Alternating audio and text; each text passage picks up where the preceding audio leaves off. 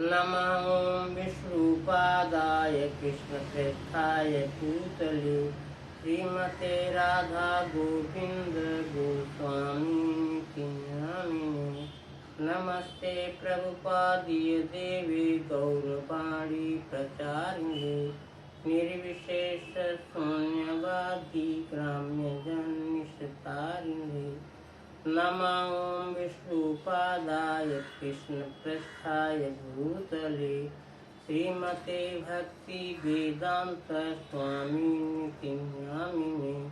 नमस्ते सरस्वती देवी गौरवाणी प्रचारिणे निर्विशेष शून्यवादी पाश्चात्य देशतारिणे। जय श्री कृष्ण चैतन्य प्रभु नित्यानंद श्री अद्वैत गदाधर शिवासादि गौर भक्तवृंद। हरे कृष्णा कृष्णा कृष्णा हरे हरे, हरे राम राम राम हरे हरे। हरे कृष्णा।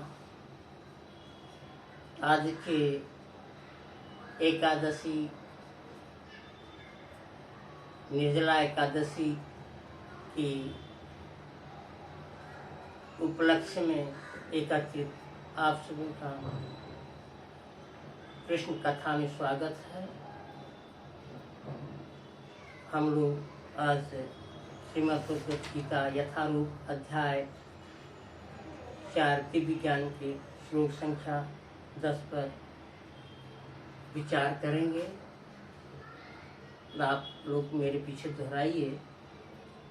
वीतराग भय क्रोधा मन्मया मामुपासिताः बहु ज्ञान तपसा मद्भाव पूता मद्भावम आगताः। वीतराग भय क्रोधा मन्मया मामुपासिताः बहु ज्ञान तपसा पूता मद्भावम आगताः। वीतराग भय क्रोधा मन्मया मामुपासिताः बहु ज्ञान तपसा पूता मद्भावमागताः। असत अनुवाद तथा तात्पर्य कृष्ण कृपा मूर्ति श्री श्रीमद् अभय चरणारविंद भक्ति वेदांत स्वामी प्रभुपाद जी के द्वारा श्रील प्रभुपाद जी की है। आसक्ति भय तथा क्रोध से मुक्त होकर मुझमें पूर्णतया तन्मय होकर और मेरी शरण में आकर बहुत से व्यक्ति भूतकाल में मेरे ज्ञान से पवित्र हो चुके हैं।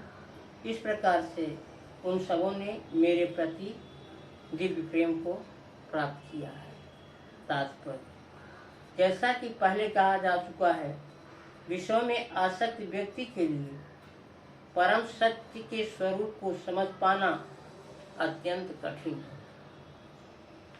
सामान्यतया जो लोग देहात्म बुद्धि में आसक्त होते हैं वे भौतिकतावाद में इतने लीन रहते हैं कि उनके लिए यह समझ पाना संभव सा है कि परमात्मा व्यक्त भी हो सकता है। ऐसे भौतिकतावादी व्यक्ति इसकी कल्पना तक नहीं कर पाते हैं कि ऐसा भी दिव्य शरीर है जो नित्य तथा सच्चिदानंदमय है। भौतिकतावादी धारणा के अनुसार शरीर नाशवान, अज्ञानमय तथा अत्यंत दुखमय होता है।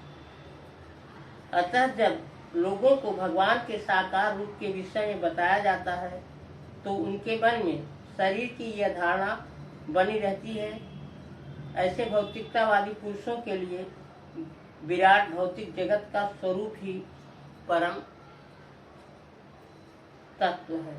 फलस्वरूप वे परमेश्वर को निराकार मानते हैं और भौतिकता में इतने लीन रहते हैं कि भौतिक पदार्थ से मुक्ति के बाद भी अपना स्वरूप बनाए रखने के विचार से डरते हैं। जब उन्हें यह बताया जाता है कि आध्यात्मिक जगत भी व्यक्तिगत तथा साकार होता है तो वे पुनः व्यक्ति बनने से भयभीत हो उठते हैं। फलस्वरूप वे निराकार शून्य से तदाकार होना पसंद करते हैं। सामान्यतया वे जीवों की तुलना समुद्र के बुलबुलों से करते हैं जो टूटने पर समुद्र में लीन हो जाते हैं। पृथक व्यक्तित्व से रहित आध्यात्मिक जीवन की यह चरम स्थिति है। यह जीवन की भयावह अवस्था है जो आध्यात्मिक जीवन के पूर्ण ज्ञान से रहित है। इसके अतिरिक्त ऐसे बहुत से मनुष्य हैं जो आध्यात्मिक जीवन को तनिक भी नहीं समझ पाते।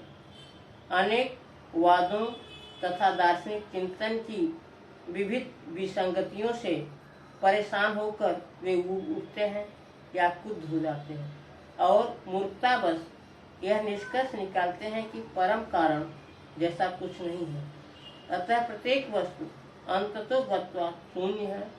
ऐसे लोग जीवन की रुग्णावस्था में होते हैं। कुछ लोग भौतिकता में इतने आसक्त रहते हैं कि वे आध्यात्मिक जीवन की ओर कोई ध्यान नहीं देते और कुछ लोग तो निराशावश सभी प्रकार के आध्यात्मिक चिंतनों से कुद्ध होकर प्रत्येक वस्तु पर अविश्वास करने लगते हैं। इस अंतिम कोटि के लोग किसी न किसी मादक वस्तु का सहारा लेते हैं और उनके मत विभ्रम को कभी कभी आध्यात्मिक दृष्टि मान लिया जाता है। मनुष्य को भौतिक जगत के प्रति आसक्ति की तीनों अवस्थाओं से छुटकारा पाना होता है। ये है आध्यात्मिक जीवन की उपेक्षा, आध्यात्मिक साकार रूप का भय तथा जीवन की हताशा से उत्पन्न शून्यवाद की कल्पना। जीवन की इन तीनों अवस्थाओं से छुटकारा पाने के लिए प्रामाणिक गुरु के निर्देशन में भगवान की शरण ग्रहण करना और भक्तिमय जीवन के नियम तथा विधि विधानों का पालन करना आवश्यक है। भक्तिमय जीवन की अंतिम अवस्था भाव या दिव्य ईश्वरी प्रेम कहलाती है। भक्ति रसामृत सिंधु 1:4-15-16 के अनुसार भक्ति का विज्ञान इस प्रकार है। आदौ श्रद्धा ततः साधु संग अथ भजन क्रिया ततो अनर्थ निवृत्ति सा ततो निष्ठा रुचिस्ततः अथा शक्तिस्ततो भावस्ततः प्रेमाभ्युदंजति साधकानामयं प्रेम प्रादुर्भावे भवे क्रमः। प्रारंभ में आत्म साक्षात्कार की सामान्य इच्छा होनी चाहिए। इससे मनुष्य ऐसे व्यक्तियों की संगत करने का प्रयास करता है जो आध्यात्मिक दृष्टि से उठे हुए हैं। अगली अवस्था में गुरु से दीक्षित होकर नवदीक्षित भक्त उनके आदेशानुसार भक्ति योग प्रारंभ करता है। इस प्रकार सद्गुरु के निर्देश में भक्ति करते हुए वह समस्त भौतिक आसक्ति से मुक्त हो जाता है। उसके आत्म साक्षात्कार में स्थिरता आती है और वह श्री भगवान कृष्ण के विषय में श्रवण करने के लिए रुचि विकसित करता है। इस रुचि से आगे चलकर कृष्ण भावनामृत में आसक्ति उत्पन्न होती है, जो भाव में अथवा भगवत प्रेम के प्रथम सोपान में परिपक्व होती है। ईश्वर के प्रति प्रेम ही जीवन की सार्थकता है। प्रेम अवस्था में भले भगवान की दिव्य प्रेम भक्ति में निरंतर लीन रहता है। प्रेम अवस्था में भक्त भगवान की दिव्य प्रेमा भक्ति में निरंतर लीन रहता है। अतः भक्त की मंद विधि से प्रामाणिक गुरु के निर्देश में सर्वोच्च अवस्था प्राप्त की जा सकती है और समस्त भौतिक आसक्ति व्यक्तिगत आध्यात्मिक स्वरूप के भय तथा शून्यवाद से उत्पन्न हताशा से मुक्त हुआ जा सकता है। तभी मनुष्य को अंत में भगवान के धाम की प्राप्ति हो सकती है। हम सभी लोग मंगलाचरण करेंगे। ओम अज्ञानतिमिरान्धस्य ज्ञानाञ्जनशलाकया चक्षुरुन्मिलितं तस्मै श्री गुरुवे नमः। हे कृष्ण करुणा सिंधु दीनबंधो जगत्पते गोपेश गोपिका कांत राधा कांत नमस्तुते। तप्त कांचन गौरांगी राधे वृंदावनेश्वरी विषभानुसुते देवी प्रणमामि हरिप्रिये। वाञ्छाकल्पतरुभ्यश्च कृपा सिन्धुभ्य एव च पतितानां पावनेभ्यो वैष्णवेभ्यो नमो नमः। जय श्री कृष्ण चैतन्य प्रभु नित्यानंद श्री अद्वैत गदाधर श्रीवासादि गौर भक्तवृंद। हरे कृष्णा कृष्णा कृष्णा हरे हरे, हरे राम राम राम हरे हरे। हरे कृष्णा। तो इसके पहले हम लोग पढ़ चुके थे कि जन्म कर्म च में दिव्य। भगवान भगवद गीता में बताया है कि मेरा जन्म और कर्म दिव्य है। एवं ये व्यक्ति तत्वतः, जो इसको तत्व से जानता है, त्यक्त्वा देहम पुनर्जन्म न एति, देह को छोड़ने के बाद फिर से जन्म नहीं लेता है। मान एति, मेरे पास आता है। अर्जुन को बोल रहे हैं कि हे अर्जुन, मेरा जन्म कर्म दिव्य है। जो इसे तत्वतः जानता है वो मेरे धाम में आता है और फिर पुनर्जन्म में नहीं आता। इसके लिए अब इस श्लोक में बता रहे हैं कि ऐसे कौन से लोग हैं जिनके राग भय और क्रोध बीत गए, नष्ट हो गए। राग क्या है? जब हमारा संबंध भगवान से टूट जाता है तो संसार की चीजों में हमारे राग उत्पन्न हो जाती है। उसकी प्राप्ति होने पर उसमें ममता आ जाती है और न प्राप्त होने पर हमारी कामना बढ़ जाती है। हम उसको प्राप्त करने की अथक प्रयास करते रहते हैं।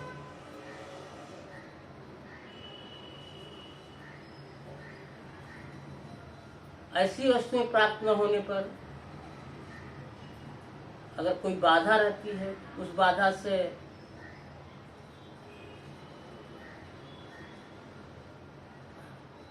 हमें क्रोध हो जाता है।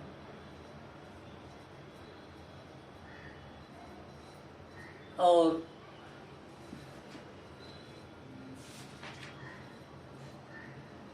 यदि बाधा पहुंचाने वाला व्यक्ति अपने से अधिक बलवान हो और उस पर अपना बस न चल सकता हो तो हर समय पर वह हमारा अनिष्ट कर देगा, ऐसी संभावना हो तो भय होता है। इस प्रकार नाशवान पदार्थों के राग से ही भय, क्रोध, लोभ, ममता, कामना आदि सभी दोषों की उत्पत्ति होती है। राग के मिटने पर वे सभी दोष मिट जाते हैं। यदि हमारा मन कृष्ण में लग गया, सा वै मनः कृष्ण पदार बिंदु, भगवान कृष्ण के चरण कमलों में लग गया तो हमारा संसार के प्रति राग नष्ट हो जाती है। फिर संसार के पदार्थों के प्रति हमारी ममता, भय, क्रोध नष्ट हो जाता है। हम सदैव भगवान कृष्ण के चरणों में लगे रहने का प्रयास करते हैं।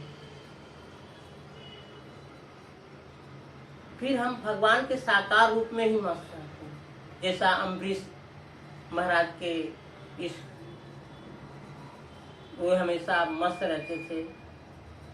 सा वै मनः कृष्ण पदारविंदयो वाचांसि वैकुंठ गुणानुवर्णने करौ हरिर्मंदिर माजिनादिषु स्तुतिं चकारा सुतकथोदये मुत्कुंदलिंगालय दर्शने दिशौ तदभित्यगात्वस्पर्शे अंग संगमम्।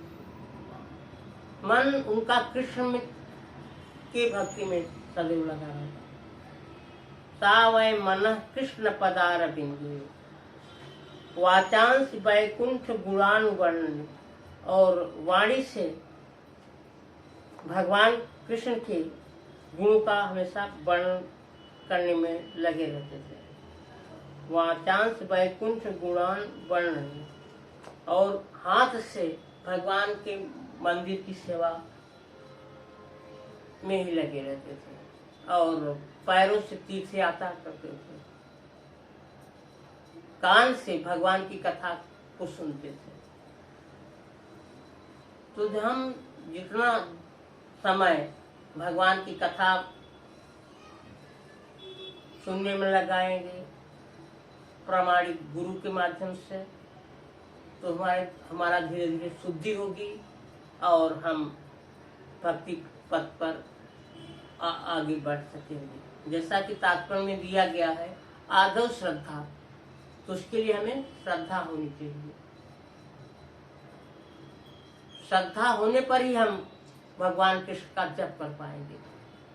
अगर हमारे अंदर श्रद्धा नहीं है तो हम जप नहीं कर सकते।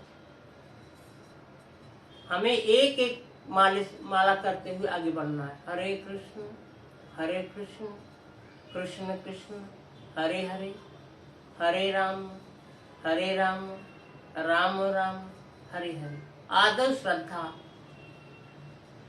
तथा साधु संग, फिर हमें साधुओं का संग करना चाहिए। साधु यानी जो साधना में लगे, जो 16 माला प्रतिदिन करते हैं, 4 नियमों का पालन करते हैं और प्रामाणिक गुरु के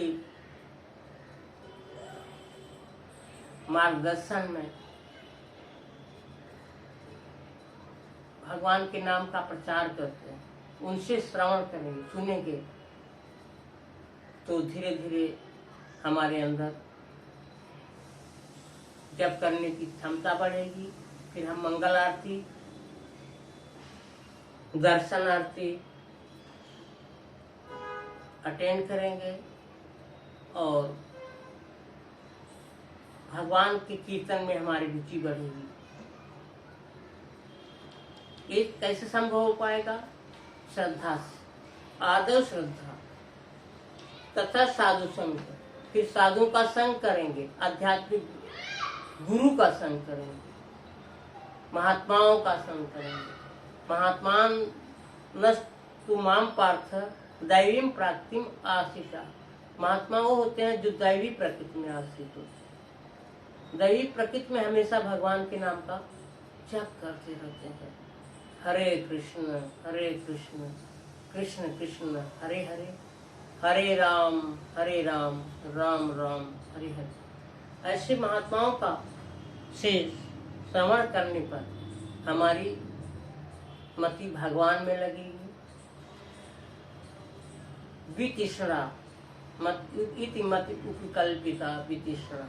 जैसे भीष्म पितामह की मति युद्ध स्थल में भगवान में लग गई थी। वितृष्णा, बिना किसी तृष्णा के वो सोच रहे थे कि भगवान हमारे सामने खड़े रहें, फिर मैं अपना शरीर त्याग करूं। तो उसी तरह से जब हम आध्यात्मिक गुरु से दीक्षा लेंगे तो उनके मार्गदर्शन से जप करेंगे तो हमारी जप में रुचि बढ़ेगी। आदर श्रद्धा तथा साधु संग। तब भजन क्रिया कर पाएंगे हम। जब हम दीक्षा लेते हैं तभी हमारा भजन सार्थक होगा। दीक्षा के पहले हमारा भजन सार्थक निरर्थक ही है। बिना गुरु से ज्ञान नहीं होता। जब हम गुरु से ज्ञान लेंगे, दीक्षा लेते हैं, तब हमारी भजन क्रिया स्टार्ट होती है। हम प्रतिदिन 16 माला करते हैं। फिर इस भजन क्रिया से हमारे जो अनर्थ, हमारी जो सोच रहती है, गलत विचार, वो नष्ट हो जाते हैं। अनर्थ निवृत्ति, हमारे अर्थ की निवृत्ति हो जाती है।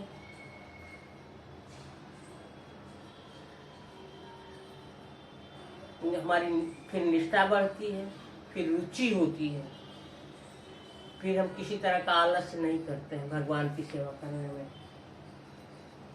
और आसक्ति बन जाती है, हमें करना है। इस तरह से हम सोचते हैं कि अब भगवान का जप किए बिना हमें सोना ही नहीं है। फिर हमारा भाव बढ़ेगा,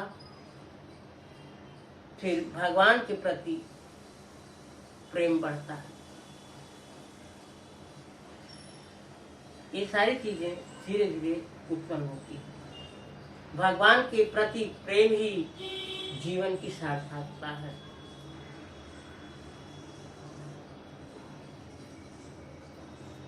अगर भगवान के प्रति हमारे साधना से रुचि नहीं बढ़ रही है, तो श्रम ये ही केवलम, तो केवल व्यर्थ का श्रम है। इसके लिए प्रतिदिन सावधानी पूर्वक हमें जप करना है, तभी हम भगवान की भक्ति में अग्रसर हो सकते हैं। हरे कृष्ण।